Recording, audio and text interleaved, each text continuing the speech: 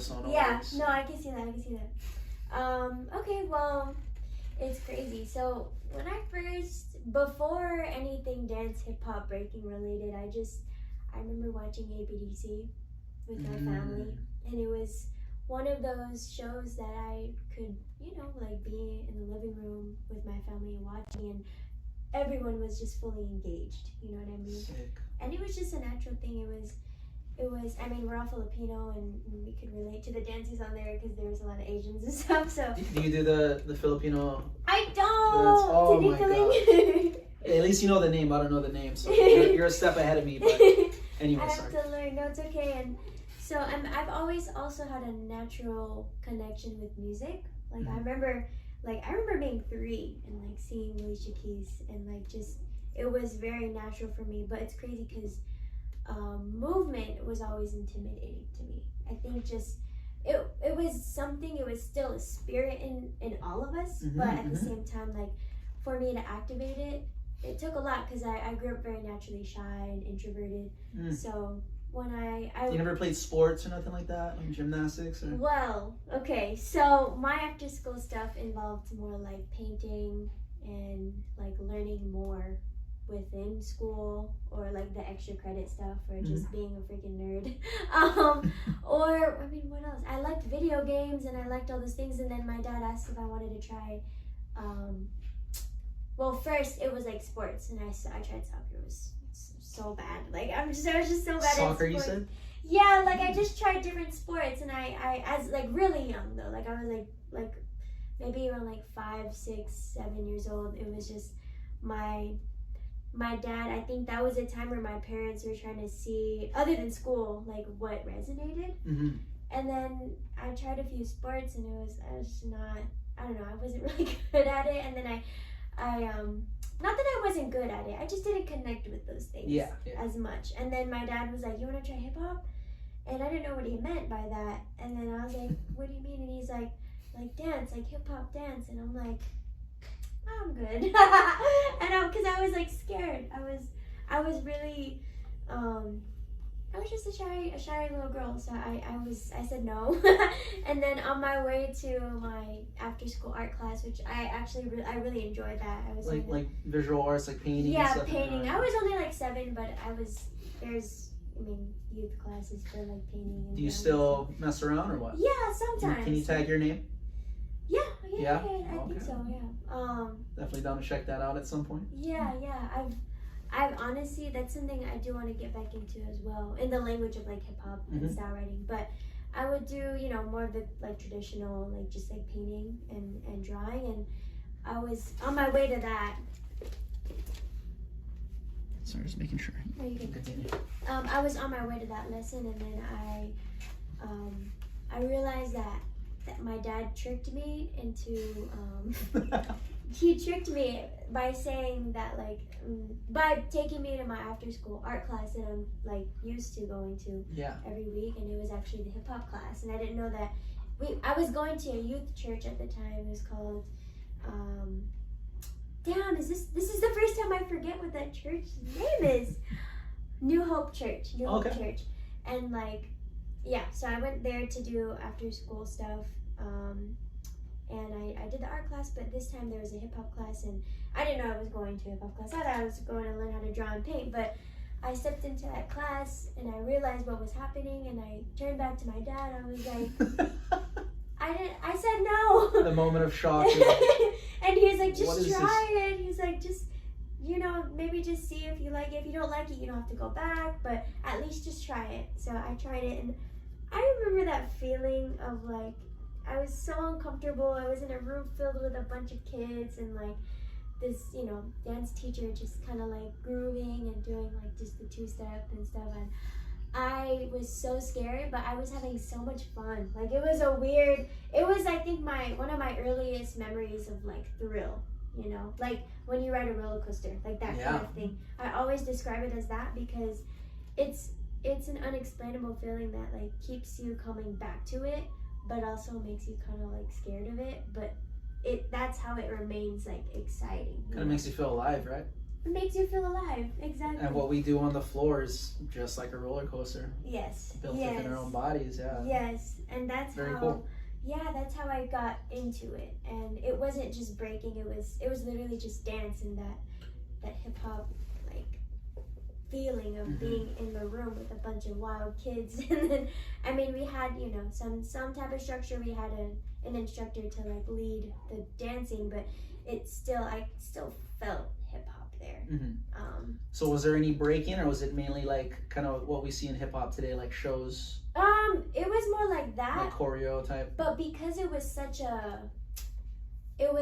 like a locally organized thing within the community, it wasn't the most formal thing. So you got kids like just kind of messing around, like dancing on the floor, like not really following the teacher, and so there was still like that unorganized aspect, but like I love that because I think that's also part of why I was scared too, because I was like, what's going on? I'm not used to like no structure, because I mean I'm Filipino, so like I grew up where school is like was always a first thing, right? So the structure, the discipline, you gotta make sure you're on top of this first.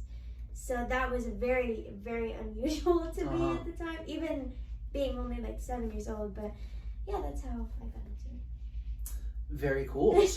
So what about breaking? Okay, so after that, my teacher, her name was Miss Kana. Shout out to Miss Kana. She might see this. She taught at a studio called Culture Shock Dance Center, and the one in San Diego. You're from San Diego? I'm from San Diego. Okay, so okay, cool. Yeah, very cool. Yeah. So she was teaching like I think it was like at the time she was teaching whacking and locking, I think, and I mean they offer so much with the fundamentals training with like hip hop dance art forms. So she connected me with that studio. She's like, you're getting really good, like you should see if you want to go to this studio because they can offer more. So I went to Culture Shock, and it was just like a big ass playground. Like I'm like, wow, there's more, like I can learn more. And I just remember seeing all these dance rooms with like a bunch of people doing a bunch of different art forms to different music, but it was still within the realm of like hip hop. And I joined like I think it was like their youth class, or like their summer class. I don't know. It was some type of youth hip hop dance thing. Yeah. Like level 1, something like that. And then I started with that, and then I heard that there was like a youth breaking, and the youth breaking at the time it was taught by Dana Rock, and then there was Val Powell. Rock So Fresh. No, Dana Rock from Cypher State. Oh, okay. At the time, they were known as Cypher City Kings at the time. So Cypher City Kings were pretty much the introductory crew for me to learn about breaking and actually be interesting. Like, what is this? Like that introduction of like me with breaking was definitely aided by like Culture Shock and most of the Cypher City Kings, if I can remember. But it was Dino Rock. I was taught by Andre. He moved to Japan a while ago. How long ago was this right now? This was like 2011, 2012. So you've been breaking for about 11 years? Around that 10, time. 11 years? Yeah, yeah. So I learned from Cypher City Kings, and then. So you learned breaking and hip hop choreo at the same time? Yeah. Basically. Okay, like it was like an after school thing, because I used to do, before that, when I was younger, I did like ballet, jazz stuff, but my parents couldn't afford that training. It got like really expensive, and so they started to try to put me in other things, and I tried that, and I just like ran with it. And my parents would sometimes they had like this cardio hip hop class that they would join sometimes, so we would go there as a family. And then I learned breaking from like, at one point it was mainly just Dana Rock, and I think his b-boy name was Chocolate Cake. Wait, his real name is Andre. I really hope that was the name. I'm pretty sure. I do remember. It's just, yeah, I'm trying to make sure that that's the right name. But it was them, and then I remember there was one weekend where I went to that youth the youth like hip hop choreo class, and I saw Bgirl teaching her class. It was another youth breaking class. But That's the girl that was here yesterday, right? Yes. Okay. Yes. And she was teaching a bunch of kids, but just like on the weekends, and I would pass by on my way out from the other class, and I remember one time I just like peeked in there, and I was like, I couldn't take my eyes off of just the fact that I saw like a girl teaching breaking. You know, it was at a young age, it was very interesting to me, because I was like, I always saw guys doing it, and you know, I think at the time I was still very subconscious, because like when we're younger, we're not as, you know, fully, you're trying to discover your identity, how you relate as a female, you know, for you to the world. So to see Valpal, I mean, in that moment I do remember being inspired, and it wasn't something that I didn't know it at the time, but I was definitely impacted in a very positive way. So I just told my parents, I want to get in the class, and I got in that class, and like I connected with Val, and I just loved learning. I learned a bunch of basics from her as well, and from her and Dino. And then at one point, she asked me if I wanted to train with her, just like private lessons and stuff, more one-on-one, like. And I really wanted to, and I was like, if it's okay with my parents, like let's go. I wanna learn from Val, and then we would connect more. She introduced me to she introduced me to Villain and Impact, which are the founders of Underground Flow. Yes.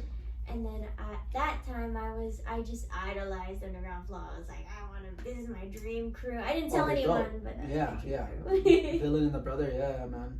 Yeah. That's really awesome. Yeah. That's how I knew of you, from UGF, Logistix from UGF. So that's interesting hearing how it led up to that.